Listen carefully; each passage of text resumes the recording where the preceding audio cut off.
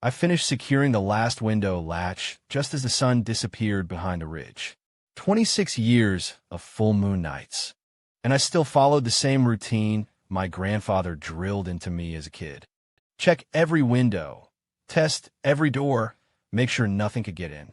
The cabin felt smaller when I locked it down like this. But that was the point. My grandfather's first rule was simple. On full moon nights, seal yourself inside and stay there until dawn. No exceptions, no matter what you hear outside. The final click of the window latch echoed through the cabin, swallowed by the creeping twilight as the sun dipped below the jagged ridge. 26 years, 2.5 decades of full moons. And I still rigidly adhered to the ritual my grandfather had etched into my very bones since childhood. Every window secured, every door braced. A meticulous lockdown against unseen forces. The cabin, normally spacious, always seemed to shrink into a fortified shell, precisely its intended purpose. Grandpa's cardinal rule for these nights was absolute. Seal yourself in. Remain until dawn. No exceptions. No matter what the night brings. I settled into the old leather chair by the fireplace with a book, though I knew I wouldn't be doing much reading. The lamp cast a warm circle of light around me, while the rest of the cabin faded into shadows. Outside, the mountains were silent, except for the distant rush of Cataract Falls, a sound I'd grown up with and barely noticed anymore. This part of the Great Smoky Mountains National Park didn't see many visitors. Most hikers stuck to the main trails, and park rangers rarely patrolled this deep into the backcountry. My grandfather had built the cabin here decades ago, back when the rules about permits were different, and somehow I'd managed to stay under the radar ever since he died 3 years ago.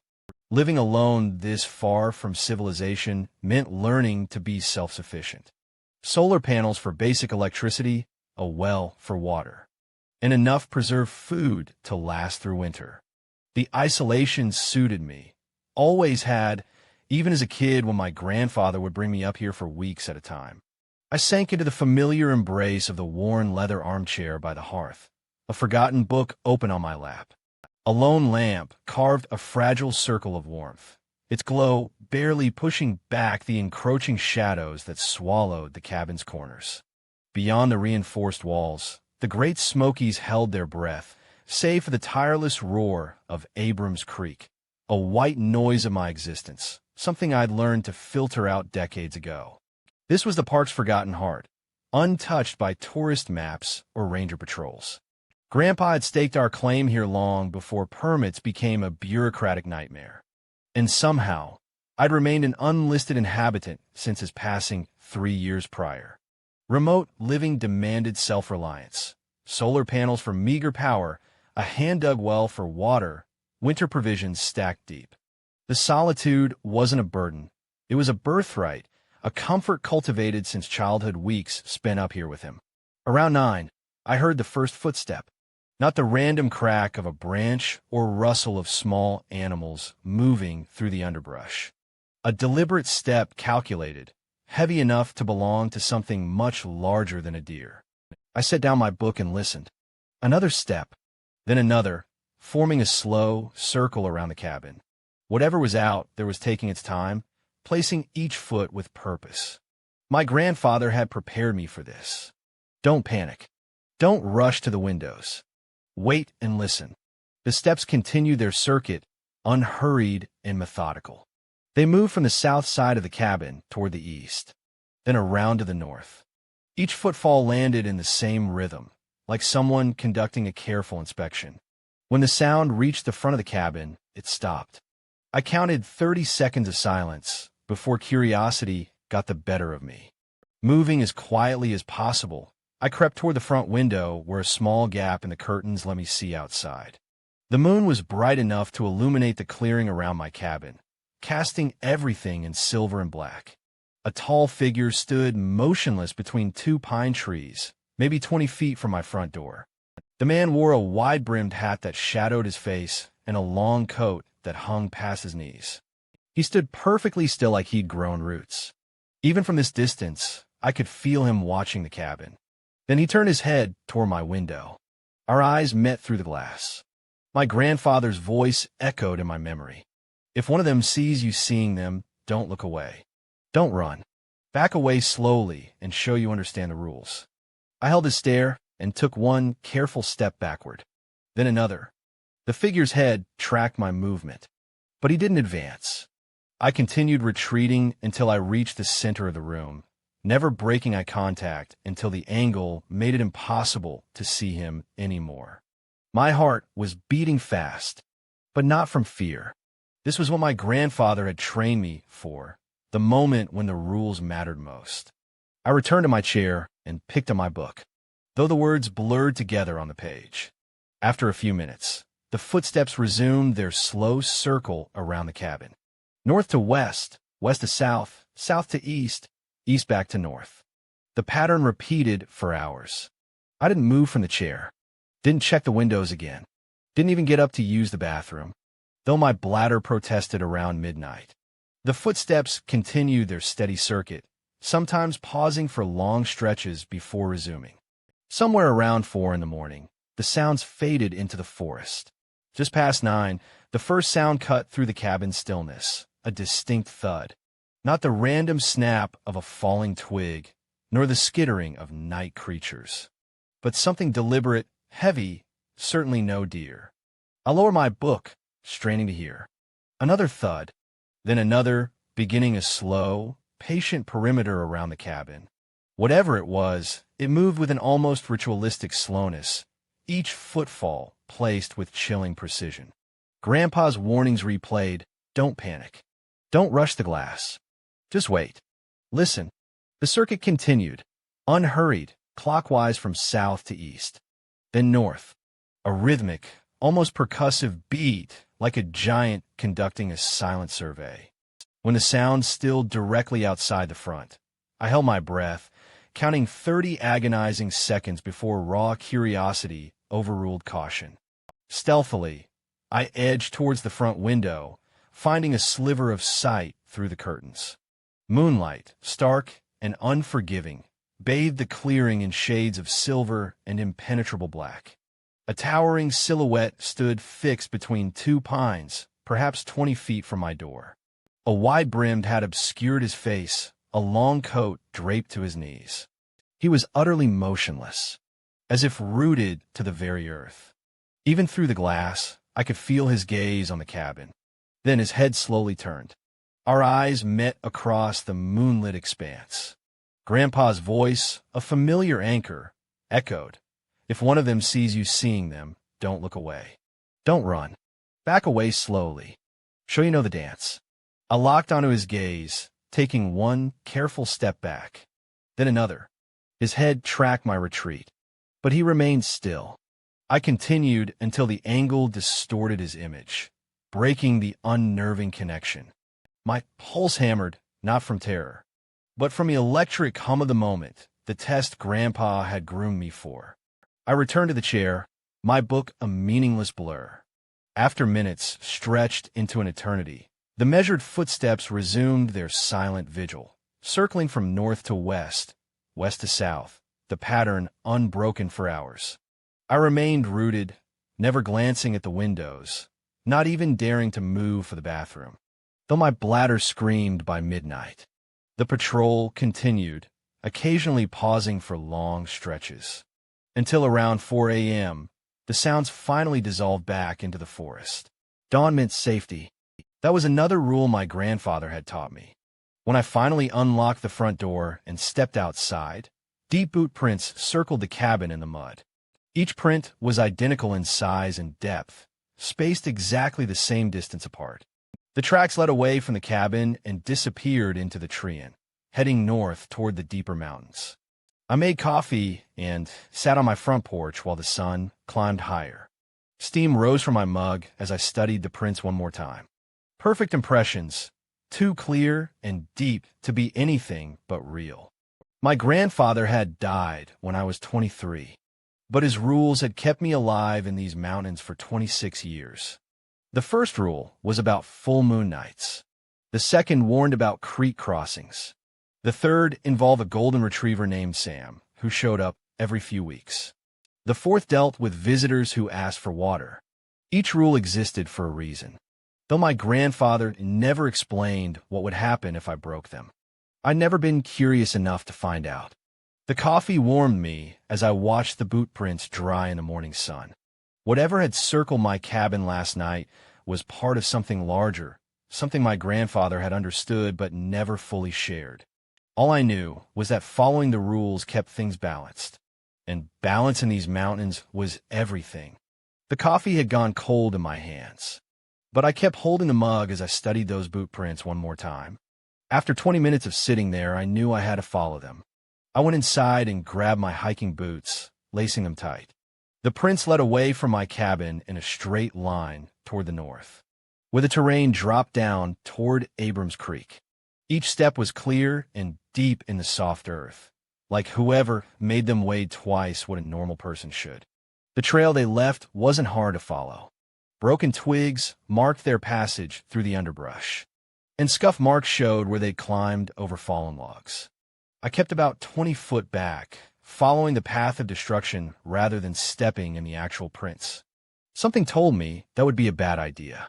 The tracks led me downhill through a grove of towering hemlocks, their branches blocking most of the morning sun. My boots crunched through layers of dead needles as I moved carefully from tree to tree. The sound of rushing water grew louder as I got closer to the creek. I crested a small ridge and stopped dead. A woman stood motionless beside the creek crossing, maybe 50 yards ahead of me. She wore a flowing red dress that looked completely out of place in the wilderness, the fabric bright against the gray rocks and green vegetation. Her back was to me, but she stood perfectly still, like she'd been waiting there for hours. The boot prints I'd been following led straight to where she stood. My grandfather's second rule hit me like a punch to the gut. Never cross running water when someone else is already there. Turn around. Take the long way. I backed up slowly, keeping my eyes on her until the trees blocked my view. Then I turned and headed northwest toward the rhododendron thicket that would let me circle around the creek's bend and approach my cabin from the far side of the ridge. The rhododendrons grew thick and tangled here, their twisted branches forming a maze of green tunnels. I had to duck and weave through passages barely wide enough for my shoulders, thorns catching at my jacket every few steps. It was slow going, but at least I was moving away from her. That's when I heard my name, Tyler. The voice was soft and melodic, carrying through the trees like music. It came from the direction of the creek, but it felt closer than that, like she was speaking right next to my ear. I stopped moving and listened. The forest had gone completely quiet. No birds, no insects, nothing but the distant sound of water flowing over rocks. Tyler Harrison. This time, the voice was definitely closer. I pushed through a thick patch of rhododendron branches, ignoring the way they scratched at my arms. How did she know my full name? I'd never spoken to her, never seen her before today, but she knew exactly who I was. Your grandfather told you not to listen, didn't he? Her voice followed me as I forced my way through the thickets, sweet and persuasive, like honey mixed with warm whiskey. Part of me wanted to turn around and walk back to that creek crossing just to hear what she had to say. I can tell you how he really died, Tyler. The truth about that night 3 years ago. I stopped again. My grandfather had died in his sleep, according to the medical examiner. Natural causes, old age. But there'd always been something about that night that didn't feel right. The way I'd found him in the morning, sitting upright in his chair like he'd been waiting for something. The rules weren't meant to last forever. She continued he knew that he was preparing to change them when his time ran out. My hands were shaking. I pressed them against my ears. But her voice seemed to come from inside my head now, instead of through the air. 18 years of following his rules. Ever since I was 8 years old and first came to live with him in these mountains. 18 years of never questioning why. You don't have to follow his path, Tyler. You can make your own choices. I forced myself to keep moving. One step, then another, pushing through branches that seemed to grab at me with every movement. The voice grew more insistent behind me. But I refused to look back, refused to listen to whatever promises she was making. The rhododendron thicket seemed to go on forever. My jacket was torn in 3 places by the time I finally broke through into clear forest. The terrain sloped upward here, leading back toward the ridge where my cabin sat. I could see the roof through the trees, maybe a slash 4 mile ahead. Safety home. I walked faster, then started jogging. The woman's voice faded behind me, but I didn't slow down until I reached my front porch 30 minutes after I'd first spotted her by the creek. A piece of paper sat folded on the wooden boards next to my door. I picked it up with trembling fingers and unfolded it carefully. The handwriting was unmistakable, the same careful script my grandfather had used for grocery lists and margin notes in his books. "The rules are changing, Tyler. Tonight will be different." I read it 3 times before the words sank in. My grandfather had been dead for 3 years. I'd watched them lower his casket into the ground. But this was definitely his handwriting down to the way he made his capital T's and the slight slant of his letters. I crumpled the note in my fist, then thought better of it and smoothed it out again. Whatever was happening in these mountains, it was bigger than one woman in a red dress, bigger than boot prints in the mud or voices calling my name. I folded the note and slipped it into my jacket pocket. The paper felt warm against my chest, like it was still alive somehow. The morning sun climbed higher, burning off the mist that clung to the ridges. Everything looked normal from my porch. Trees and rocks and rushing water, just like it had every day for the past 3 years. But something fundamental had shifted overnight. The balance my grandfather had maintained was breaking down, and I was standing right in the middle of it. I couldn't bring myself to go back inside after everything that had happened. The folded note from my grandfather, or whoever was pretending to be him, sat heavy in my jacket pocket as I spent the day pacing around the cabin, unable to focus on anything. By evening, I found myself settling into the wooden chair on my front porch despite my growing unease. 7 o'clock was coming, and while Sam usually appeared every few weeks like clockwork, something told me tonight would be different. The supernatural disturbances seemed to be escalating, and I had a feeling the old patterns were shifting. The third rule was the only one that had ever brought me comfort. When Sam did appear, an old golden retriever would emerge from the tree inn and spend a few minutes with me before disappearing again. My grandfather had called him Sam, and the routine never changed. Pet him, give him a dog biscuit from the jar by the door, let him wander around the clearing for a bit, and watch him head back into the forest. Tonight felt different, though.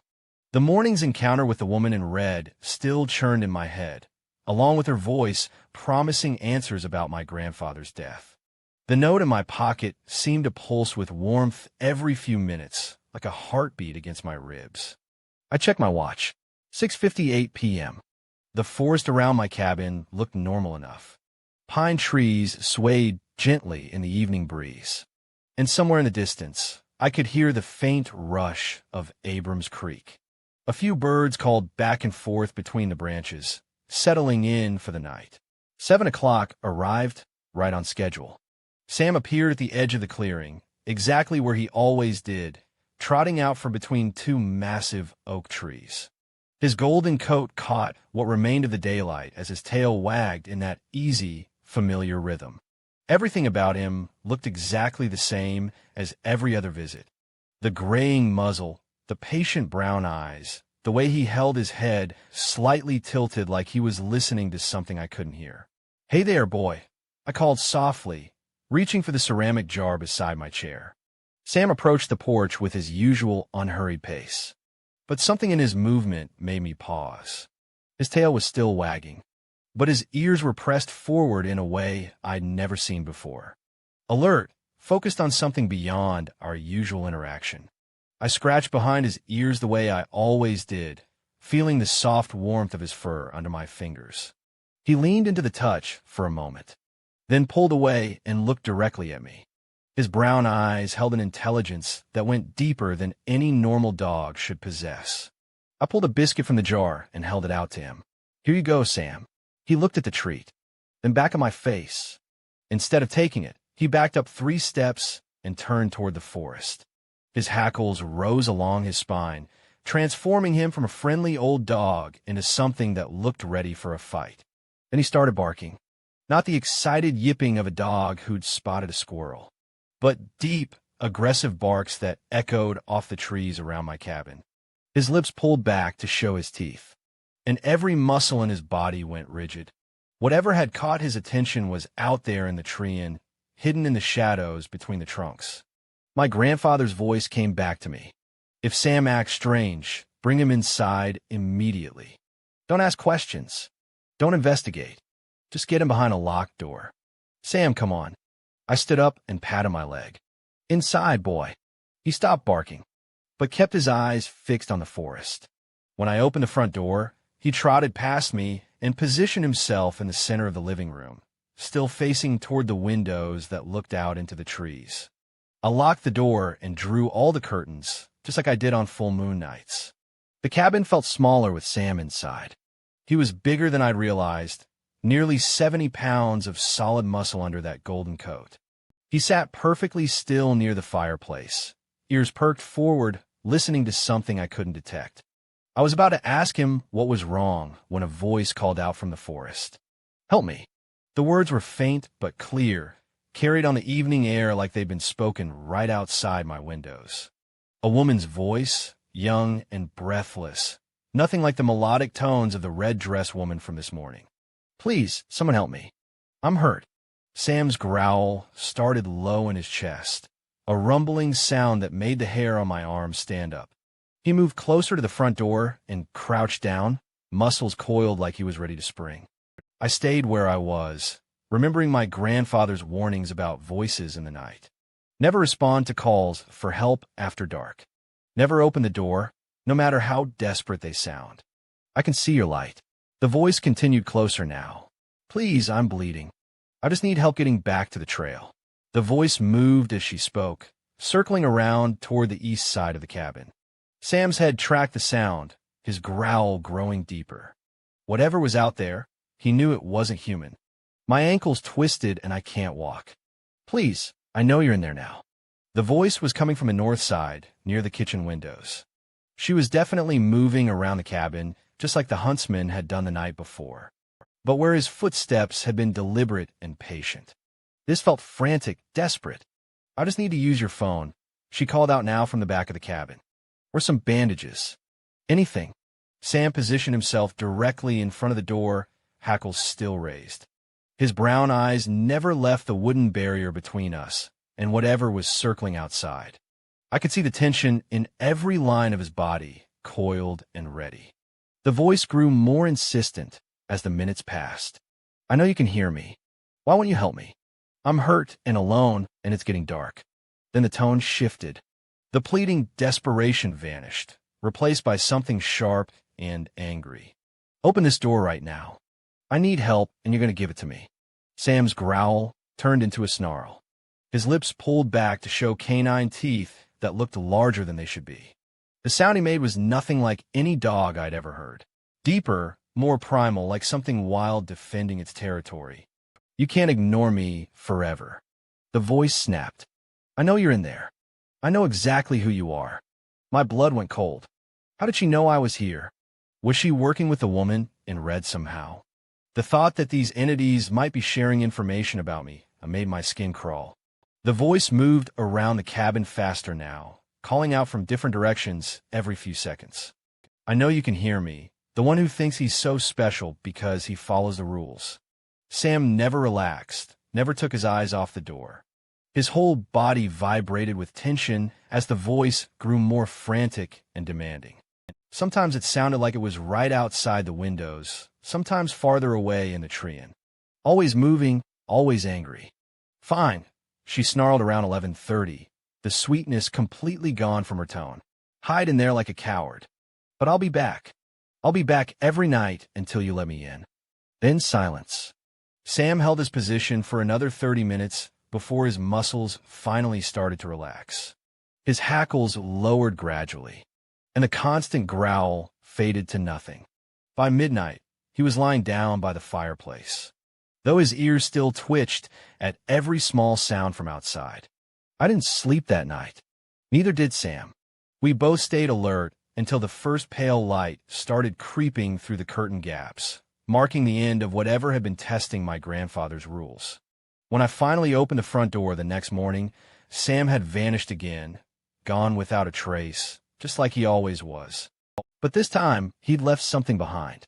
Deep gouges scored the wooden door frame around the lock, for parallel lines carved into the wood like claw marks. Each groove was nearly an inch deep, cut clean through the weathered pine. Whatever had made them was strong enough to tear through solid wood with its bare hands. I ran my fingers along the marks, feeling the splintered edges where the claws had dug in. The wood was still fresh, the cuts so recent that sap was bleeding from the deepest gouges. Sam had known. Somehow that old golden retriever had sensed exactly what kind of danger was circling my cabin, and he'd positioned himself between me and the door like a guardian. The third rule wasn't just about spending time with a friendly dog. It was about accepting protection when I needed it most. But as I stood there studying those claw marks, a new question formed in my mind. Were my grandfather's rules really keeping me safe? Or was something out there testing their limits, probing for weaknesses and whatever protection he'd built around this place? The marks were too deep, too deliberate to be random. Whatever had made them wanted me to see them, wanted me to know exactly how close it had come to getting inside. I spent most of the next day trying to fix my water pump, but the motor had finally given up after years of faithful service.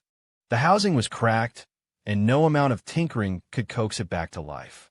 My storage tank still held maybe 20 gall, enough for 3 days if I was careful, a week if I rationed severely. The thought of hiking down to Abrams Creek for water made my stomach tighten. After yesterday's encounter with the woman in red, I had no desire to go anywhere near running water. But my options were limited. I could stretch my supply a few more days, maybe try to jury-rig something with the old hand pump in the shed, or face the inevitable trip to the creek. I was still weighing these choices when 3 polite knocks echoed from my front door. The sound stopped me cold. Nobody knocked on my door ever. The isolation of my location made casual visitors impossible, and park rangers would have called out by now to identify themselves. But these weren't the aggressive demands of last night's entity, or the silent presence of the huntsman.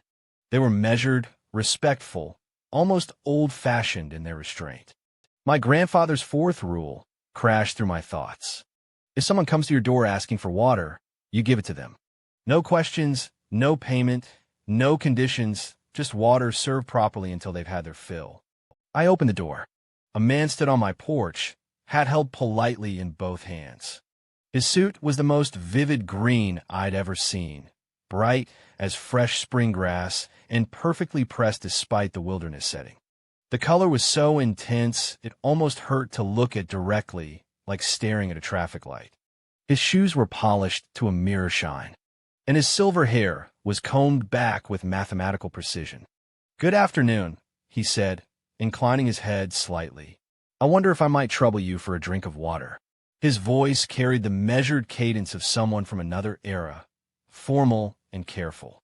He looked to be in his 60s, with pale blue eyes that missed nothing. Everything about him, from his posture to his precise diction, suggested a man accustomed to protocol and propriety. Of course, I managed, stepping back from the doorway. "Please come in." He followed me inside, moving with the same deliberate grace that marked his speech. While I retrieved a clean glass from the cabinet and filled it from my storage tank, he stood quietly in the center of my living room, taking in every detail with those sharp eyes. His presence filled the small space, not through size, but through sheer intensity of focus. I handed him the glass, and he accepted it with a small bow of his head. "Thank you kindly." He drank slowly, savoring each sip as if water were fine wine. I watched him drain half the glass, then paused to meet my eyes. His stare was direct, but not threatening, more like a doctor studying a patient or a teacher evaluating a student. "Your grandfather was a wise man," he said suddenly, breaking the silence that had stretched between us.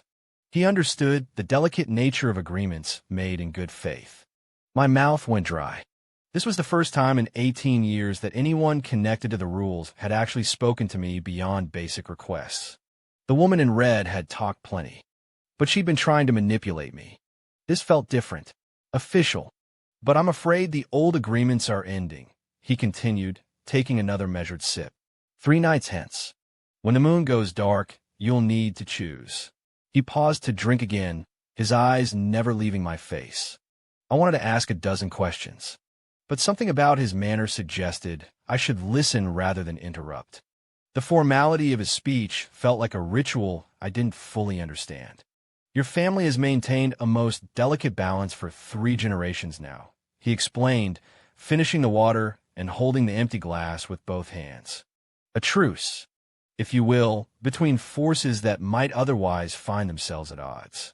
Your grandfather was quite skilled at the negotiations required. The note in my jacket pocket seemed to grow warm against my chest. My grandfather's handwriting, warning that the rules are changing. This man's words felt like confirmation of something I'd been dreading since yesterday morning. The woman you encountered by the creek. The gentleman who walked your property 2 nights past. The voice that called to you in the darkness. They represent different factions in a dispute that has simmered for decades. He continued, each has honored the old terms out of respect for your grandfather's agreements. But patience has its limits. I found my voice. What kind of agreement? The sort that keeps certain territories neutral, he replied, setting the empty glass on my kitchen table with precise care. That allow a man to live peacefully in these mountains without interference, provided he serves as a reliable witness to everyone's behavior. Your grandfather was trusted by all parties to report accurately and remain impartial. The pieces started fitting together in my head. My grandfather hadn't just been following protective rules. He'd been playing referee in some kind of supernatural Cold War. The isolation, the precise routines, the absolute prohibition against breaking protocol. He'd been maintaining a balance I never understood. But you're not your grandfather, the man said, straightening his impossibly green jacket. And the world has changed since his agreements were made. Some parties wish to renegotiate the terms. Others prefer more direct approaches to solving their differences. His pale eyes fixed on mine with uncomfortable intensity. 3 nights hence, when the moon goes dark, they will converge on this property. The old rules will protect you until then, but no longer.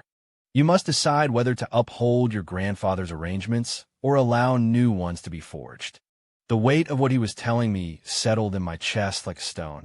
Everything I had experienced over the past few days had been leading to this moment. The escalating visits, the testing of boundaries, the note warning me that change was coming. What happens if I choose wrong? I asked. There is no wrong choice, he replied, moving toward the door with the same measured grace he'd shown entering. Only consequences you must be prepared to accept. But neutrality is no longer an option. The old agreements required a Harrison to serve as witness and mediator. If you decline that role, others will fill the vacuum your absence creates. He paused at the threshold, hat still held properly in both hands. Your grandfather prepared you well, though I suspect he hoped you'd never need to use the knowledge. The 4th rule exists because water creates obligation. An obligation properly managed becomes respect. I watched him put on his hat and adjust it to the precise angle he preferred. Everything about his movement spoke of ritual and tradition, as if he'd performed these same gestures countless times across decades or centuries. 3 nights, he repeated, stepping onto my porch. Consider your options carefully. The woman in red will offer you power. The huntsman will promise protection. Others you haven't met will present their own incentives. But remember, your grandfather chose service over dominance, balance over control. That choice served these mountains well. He walked to the edge of my porch and turned back one final time. Oh, and you want to conserve your water supply. The nights ahead may prove challenging. Then he stepped into the forest and vanished between the trees, leaving no trace of his passage except the empty glass on my kitchen table and the lingering scent of pine and old cologne. I stood in my doorway for several minutes, processing everything he'd told me. The mountain afternoon felt normal around me. Birds calling between branches, wind rustling through leaves, the distant sound of Abrams Creek flowing over rocks. But underneath that surface calm, I could sense the tension building toward whatever was coming in 3 days. The broken water pump suddenly seemed like the least of my problems. I sat in my grandfather's leather chair, watching the last light fade from the windows. 3 days had passed since the man in green delivered his warning. And tonight, the moon was completely dark. My water supply had dwindled to less than 5 gall. But that seemed insignificant compared to what was coming. The cabin felt different in the absolute darkness, without even a sliver of moonlight to soften the shadows. The forest outside became a wall of black nothing. I'd follow my usual routine, checking every window latch, testing every door. But tonight, those actions felt less like protection and more like preparation for a meeting I'd spent 18 years training to attend without knowing it. 9 o'clock came and went in silence. 10 o'clock passed the same way. I kept my book open on my lap, but the words might as well have been written in a foreign language. Every few minutes, I caught myself holding my breath, listening for the first sign that the gathering had begun. At 10:47, I heard the footstep, the same deliberate, calculated sound from 3 nights ago. But this time it carried a weight that made the floorboards under my chair vibrate slightly. The huntsman had returned, and he wasn't alone. I could sense other presences moving through the forest, positioning themselves around my property like pieces on a chessboard. The footsteps began their familiar circuit, but tonight they moved faster, not rushed or impatient, but purposeful in a way that suggested limited time. South side to east, east to north, north to west, west back to south. Each complete circle took exactly 4 minutes. On the third circuit, her voice joined the pattern. Tyler, the woman in red, called from the direction of the creek trail. Her melodic tone carried the same honeyed persuasion as before. But underneath it, I detected something sharper. Urgency. Tyler, it's time. Sam appeared on my front porch without warning. One moment, the wooden boards were empty. The next he was there, solid and real, as the chair I sat in. But everything about his posture screamed alertness. His hackles stood rigid along his spine, ears forward, muscles coiled. This wasn't the friendly golden retriever who'd visited me for years. This was a guardian taking position for battle. The old ways are ending tonight, the woman continued, her voice somehow reaching me through the cabin walls. Your grandfather's agreements expire with the dark moon. You can step into something greater, Tyler. Something worthy of your family's sacrifice. Other voices began joining hers. Whispers from the treant, low murmurs that seemed to come from the ground itself. Sounds that might have been words if I could just listen hard enough. The forest around my cabin was filling with entities I'd never seen. Forces my grandfather had somehow kept in balance for decades. I moved to the front window and peered through the curtain gap. Sam stood perfectly centered on the porch, facing outward toward the darkness. His body blocked my view of whatever approached from the forest. But I could see his tail held stiff and straight, every line of his frame radiating controlled aggression. The huntsman's footsteps stopped directly in front of the cabin. Through the window, I made